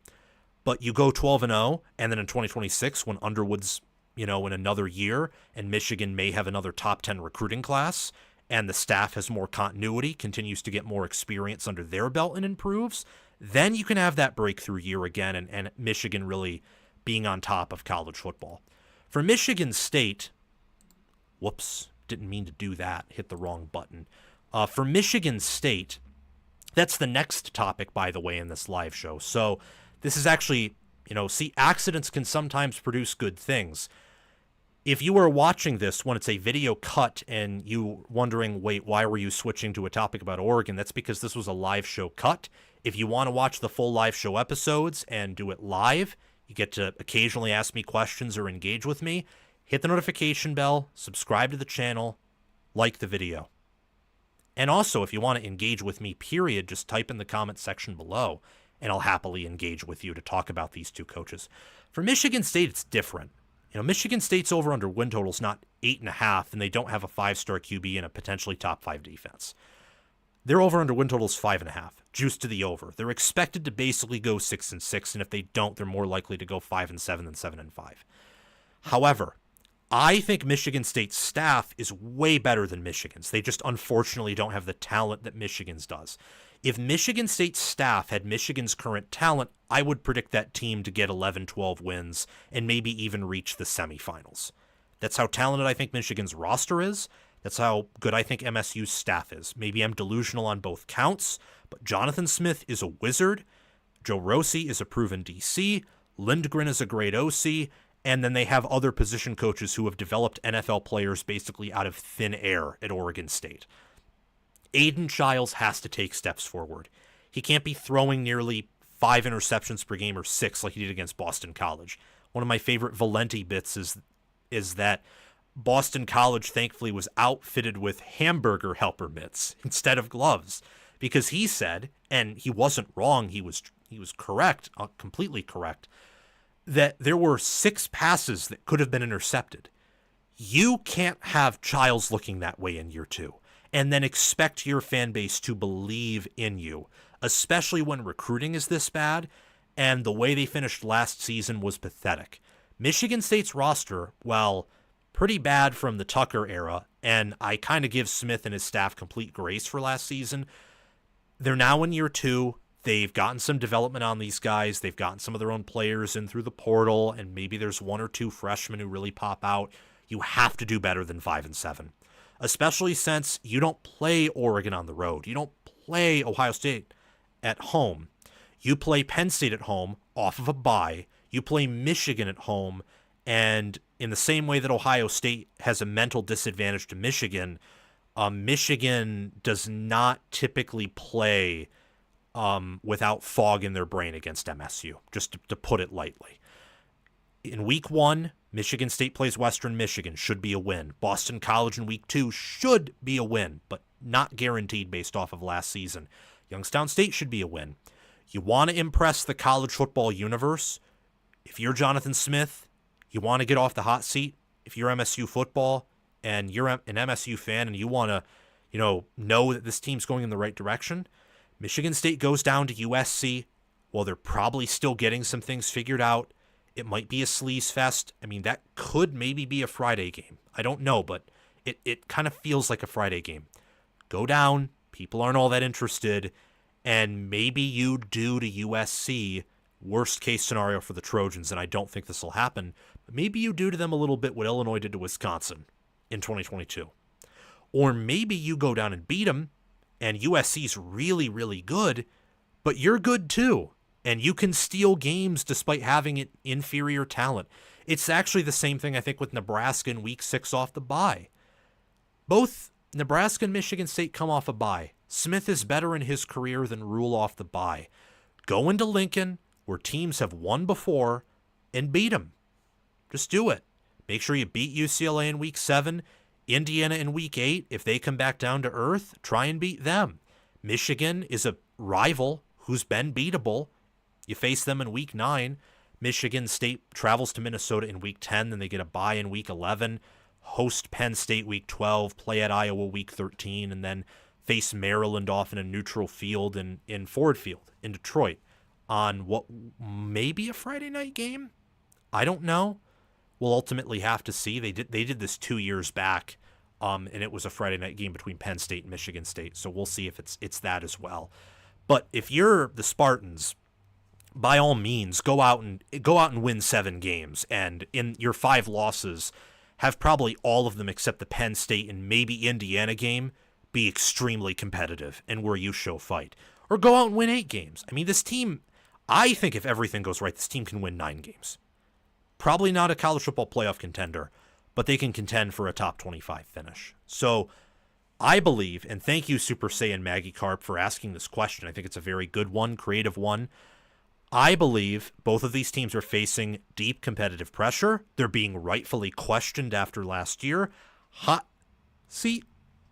Not yet, but the final piece of my answer that I'll provide is I believe, given the new situation at MSU with the changing of the AD and with the fact that Sherrone Moore's contract isn't big and there's still investigative stuff going on with Michigan relating to the cheating scandal, I would say that when the seat gets hot, there will not be that much of an instinct to hold back from firing either Moore or Smith. So if both of them have disastrous seasons, if Moore goes 7-5 again, or maybe even they go 6-6, or if MSU goes 4-8, 5-7 again, it wouldn't shock me if they were both fired after only year 2. Their buyouts are somewhat small. If Michigan State's gotten reinvestment from the billionaires, well, they'll have more money than they've had over the previous 24 months. And then if you're Michigan, you have the donors involved. Michigan clearly wants to win at a high level.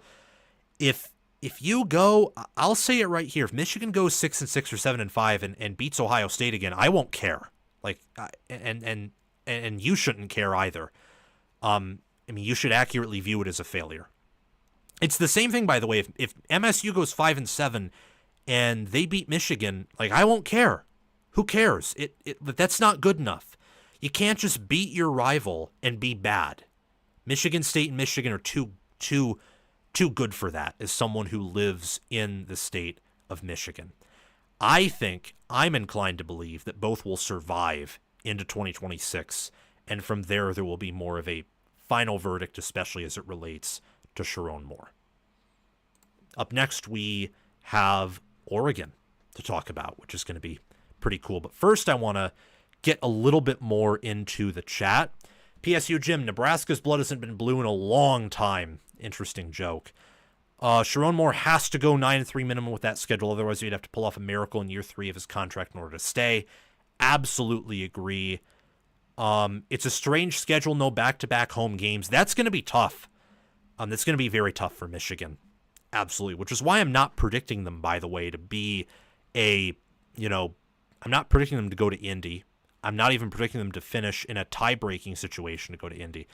I think this team likely gets 2 losses somewhere, some way. And they'll be against either USC, Oklahoma, Nebraska, Michigan State, or Ohio State. Like 2 or 3, 1, 2 or 3, maybe 4 of those 5 games will be losses. There's a lot of variation with this Michigan team. They could go 7-5. They could go 12-0. And the difference between a 12-0 and 7-5 Michigan may not be that much in power ratings. Like that, I think, is how close the margins will be with this team. Let's talk about Oregon, though, and then close this out. And if you have any questions, answer them, but it doesn't seem like you guys have a lot of questions for me. A good thing we're actually reaching our high of concurrent viewers, which is pretty cool. And make sure to like the video if you haven't already. I'd appreciate that a lot. Okay. So let's talk about Oregon. This will be a pretty brief segment. What's up with Tosh Lupoy and the Oregon defense? And that question, I think, has been circulated for a few months now following the Rose Bowl, where Ohio State jumped out to a 34-0 lead, and an Oregon defense that at times had shown physicality and that got Jamari Caldwell and Derek Harmon and Jordan Birch and Jeffrey Bassa drafted. They kind of just folded up like a lawn chair in that game and didn't do anything. Ohio State only scored 7 points in the second half, but they obviously changed the playbook, winded things down. When it felt like Oregon maybe had some momentum, they turned it back up a little bit, or maybe they didn't, and Ohio State's offense was just that good that the Buckeyes running a Tecmo Bowl playbook moved Oregon's offense for a drive, which would still be pretty humiliating. I think Oregon is trending in the right direction under Lanning. I think the future of the sport might belong to Oregon, especially if the rules surrounding NIL aren't changed. They recruit well. They develop well. I mean, they just put double-digit players in the draft. So obviously, there's something at least going on with their NFL development. And I think collegiately they develop well. I mean, look at how their offensive lines have performed. Look at how they developed Bo Nix and how they, made Tez Johnson and Trayshawn Holden into good wide receivers. Look at Terrence Ferguson and Kenyon Sadiq, who will be the starting tight end this year. And then look at Jordan Birch. Look at Jeffrey Bassa or Bryce Betcher, for example, who has had an awesome developmental career as a former walk-on at linebacker. When I look at Oregon, though, there is a weakness that they have, and that is Lupoy, and that is the defense. I mean, the only game I can remember in recent memory that was this bad defensively, the only playoff game that I can remember that was that poor was it's been a while. I mean, I would say you got to go all the way back to 2019 LSU against Oklahoma. And let me let you in on a dirty secret. Ohio State's offense was not 2019 LSU level because they didn't have a Joe Moore Award O-line, and they didn't have Joe Burrow. They had Will Howard, who was great, but not Joe Burrow. And Jeremiah Smith is probably going to be a Jamar Chase Justin Jefferson level wide receiver, but having two instead of just one is really helpful. Now, I think Oregon's defense last season was probably better than that year's Oklahoma defense, but the point being, this was one of the worst defensive performances in a playoff game, postseason game, in a big game that I've seen in a while. I mean, you're talking about, to once again harken back to an elite Ohio State offense like the one they had this past season, you're talking about going back to 2021 or 2022 Michigan State against Ohio State to see a defensive performance that bad. So something has to be done. There has to be changes. I think that there are changes being made roster-wise. I think you look at Naeem Offord and Trey McNutt, who I actually think are going to get some playing time this year, just based off what I've heard, what I've seen in the spring game, and also the fact that those players were around the same level recruit-wise as like Riley Pettyjohn for Ohio State. Naeem Offord was a part of that Ohio State class for a while before Oregon flipped him, and also along with Devin Sanchez.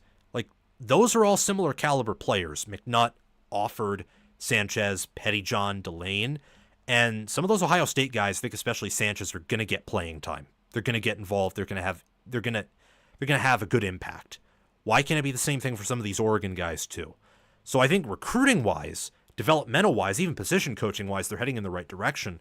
But ultimately, if you have good position coaches, if you develop well, but you don't have the right guy to put the puzzle together, if your puzzle piece is basically good recruiting and good development and good position coaching, make it so that the puzzle pieces can actually fit together cleanly.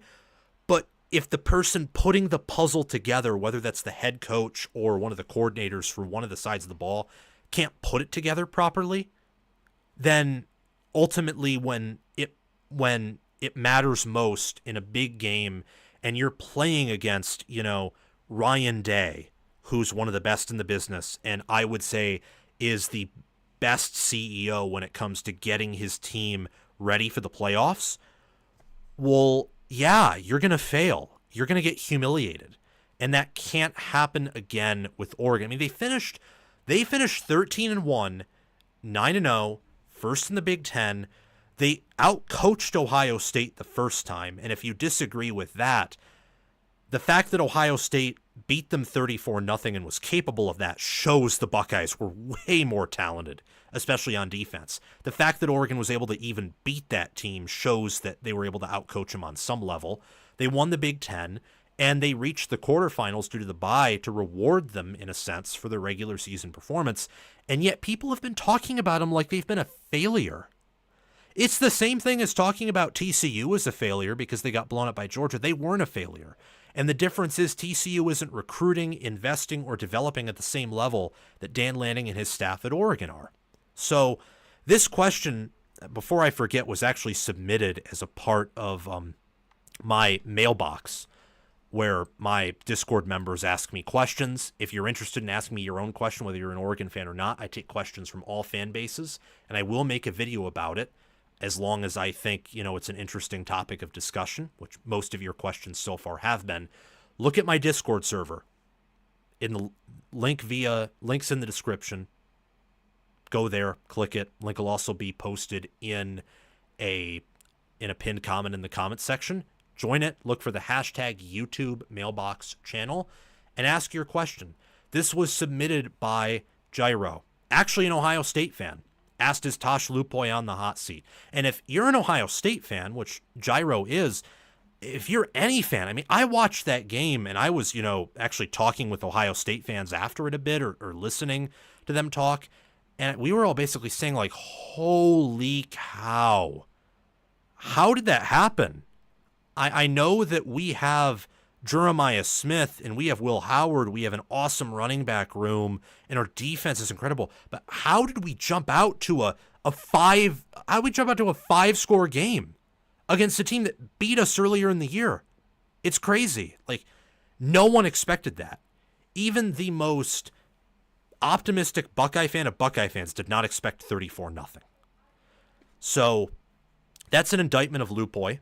It might be an indictment of the defensive staff at large, or maybe Lanning's plan for that game. But it was horrible.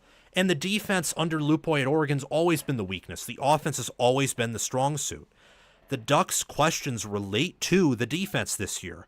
Can they reload is one of my questions for them, like in a general analysis of Oregon. But that mainly relates to the defense, where they lost 2 NFL D tackles, a D end next to them, Jeffrey Bassa. They lost their entire secondary, although I think their secondary will upgrade with how they've recruited and then bringing in Theron Johnson and Dylan Thieneman. And it's also a little bit about their O-line, where they lost 2 tackles, but they got 2 good ones in the portal. And Moore is more talented, no pun intended, than Gabriel. And Mekhi Hughes is a great running back. I think Moore is going to be a breakout player. Same with DeCorian Moore.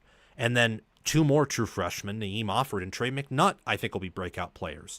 This team isn't quite yet as deep, I think, as Texas, Georgia, Ohio State. They're deeper than those 3, maybe at some positions. But at most positions, I think those teams collectively are still a little bit ahead, because Lanning came onto the fold in 2022, Sark in 21, Day in 19, and Kirby in 16. Like, those other 3 programs have an extra year over Lanning and naturally have better recruiting grounds and a better history as well to recruit off of. Regardless, they didn't stop Oregon from bringing in 31 commits and having the best recruiting class in terms of quality, averaging 93.45 points per recruit per the 24/7 Sports Team Talent Composite. They had 25 4-stars, 3 3-stars, and 3 5-stars. That is the highest blue chip ratio for any recruiting class by a mile for the 2025 cycle. I think that as long as the receivers are consistent, if D tackle with Bear Alexander and Amari Washington and other players around them pan out, and then if the offense plays to its potential, this can be a really good team. But with Lupoy, so little of that could matter. If against Penn State you go on the road, Lupoy's players once again, like in the Rose Bowl, aren't following their man. You know, Penn State loves to use motion, just like Chip Kelly did. If your guy's not paying attention, you leave a tight end wide open, like Oregon did in the first play of the Rose Bowl with G. Scott getting a 30-yard reception. And then with it being a road game in Beaver Stadium, maybe that game will be a later kick, because Oregon, or that'd be if it was a noon kickoff, it'd be a 9 a.m. kickoff for Oregon. I imagine that won't happen there. Maybe it will, especially since it's the biggest game of the week. It's just having a better DC, a better coaching job there, whether that comes from Lupoy making changes or Lanning moving on from Lupoy, really will benefit Oregon.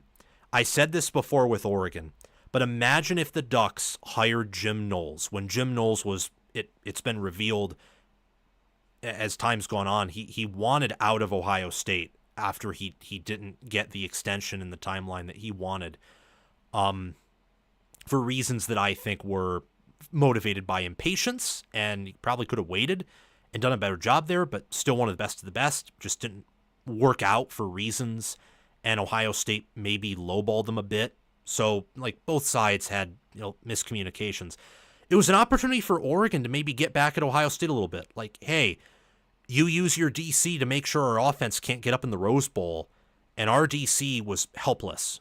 Well, we're going to get Jim Knowles, especially with our defense losing as much as they are, and he can, immediately institute his schemes, build up this defense, and within a year or two, we can have one of the best defenses in the country, combined with a great offensive mind in Will Stein. Instead, Penn State got him, and Oregon's going to be playing Penn State in Week 5. And that game is going to be a big game for Oregon. Same with the next game in Week 7 off the bye against Indiana at home, who's going to have an NFL QB, who upgraded at O-line, who returns a lot of good players that Cignetti's coached at Indiana or James Madison previously. This schedule is, I would say, once again, one of the easier schedules in the Big Ten, once again for Oregon, but there are challenges here. USC, Washington even on the road, Indiana at home, and Penn State on the road will find ways to score on you if your defense is not fundamentally sound. They will.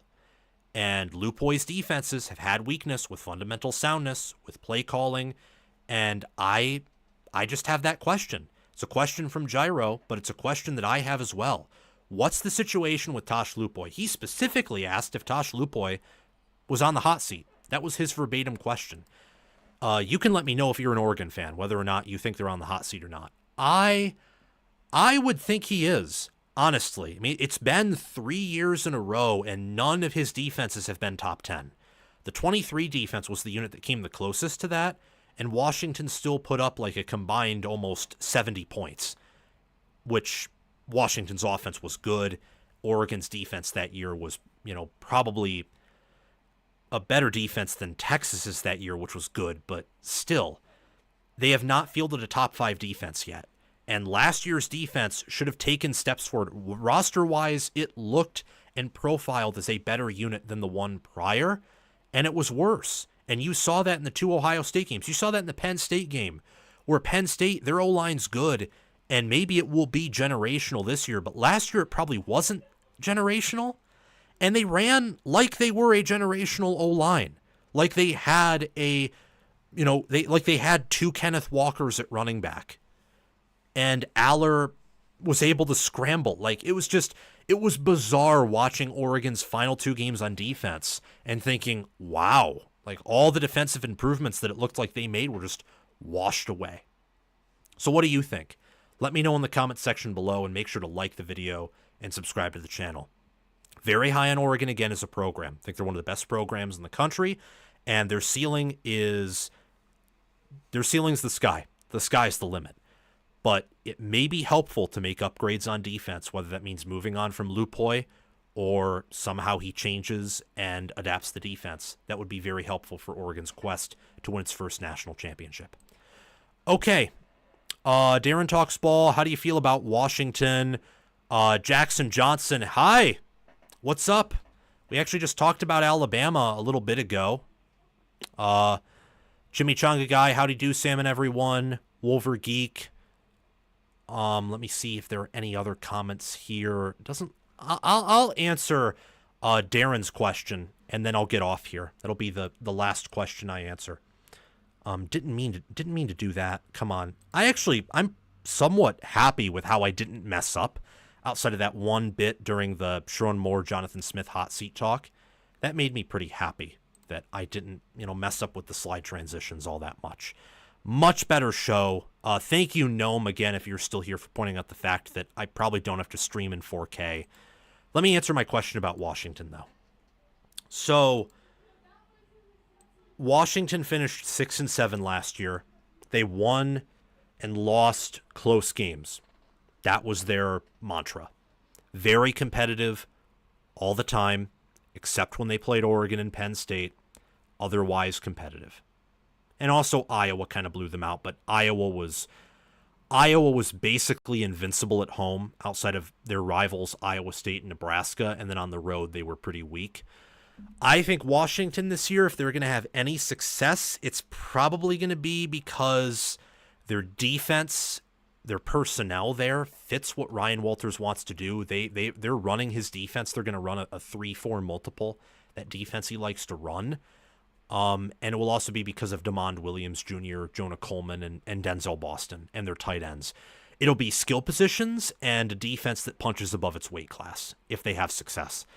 I think their roster is one of the weakest in the Big Ten. Out of all the original Big Ten teams, Washington only has a stronger roster, I would say, than Northwestern, Maryland, Purdue, maybe Michigan State. Maybe.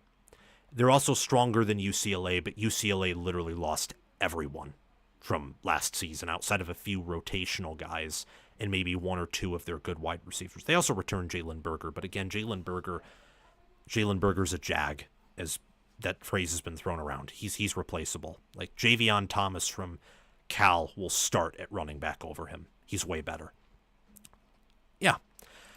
Washington is a team I'm paying attention to. I think it's a year or even 2 years early. I think that is going to take a rebuild with, Kalen DeBoer leaving, and then their roster gets pillaged after almost all their starters already ran out of eligibility. So I'm not very high on them. Thank you for complimenting my setup, though, Darren. I mean, what do you think about Washington? You can even text me on like, through my cell. You can text my cell what you think. We text back and forth, share our thoughts. What do you think about Washington? Because I feel like I feel like I know stuff about Washington, but at the same time, I think they're an unknown, and I wonder what Washington fans think about their own team entering this year. Wolvergeek, here's a hot take. Tell me what you think. Minnesota wins 9 to 10 games this season. That is borderline preposterous, is my reaction to that, personally. Is it possible? I mean, yeah. I have Minnesota's ceiling as 10-2, but they have so many questions at quarterback.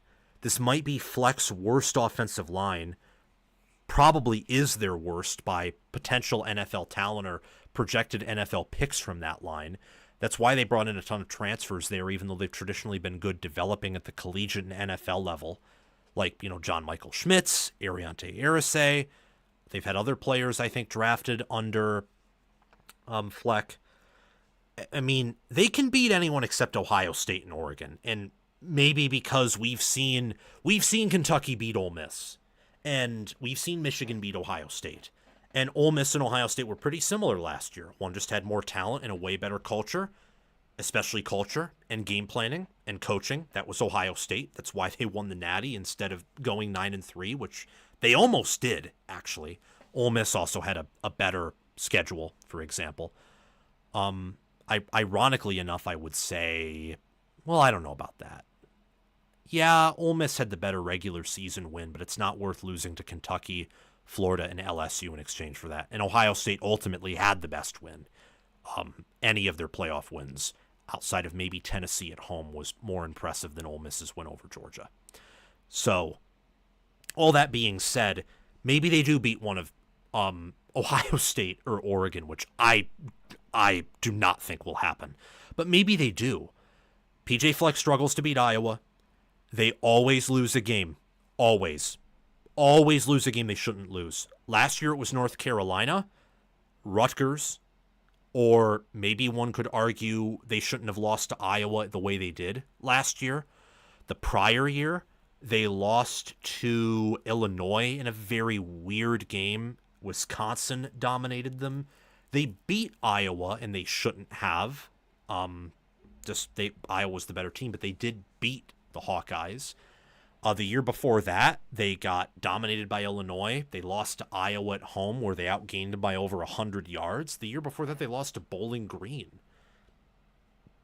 And even in 2019, I mean, they lost to Iowa, and Wisconsin blew them out at home. So Fleck definitely knows how to punch above his weight class at times, but consistency has been an issue for them. I've actually had, in terms of just wins and losses, preseason predictions versus how they finish, I've actually had a bias towards Minnesota over the past several years. I think last season was the first time I didn't predict their record to be better than it actually was, and I picked them to go 6-6. I think 6-6, maybe 7-5, and that was pretty close to what happened. Like, if you predict within one game of their actual record, your preseason prediction was, I would say, pretty good, just because things happen. I think that it's possible, but not likely. I mean, they're not definitively better than Nebraska, Wisconsin, Iowa. They might not even be definitively better than Michigan State or Rutgers. Like, one of those games they'll probably lose in addition to Ohio State or Oregon, maybe two. But you got to have bold predictions, and I like that you're coming out swinging there. Okay, good to see you in here, Kevin Chavis. Unfortunately, I do have to get off. It's almost 9 p.m. I didn't intend to be on here for almost 2 hours, but we're about to hit the 2-hour mark. Most shows will not be this long, by the way, in the future. I'm going to try and limit it to 1:30 or an hour. Make sure, everyone, to like, subscribe, hit the notification bell, and comment your thoughts down below. I will see you all very soon. Have a great day.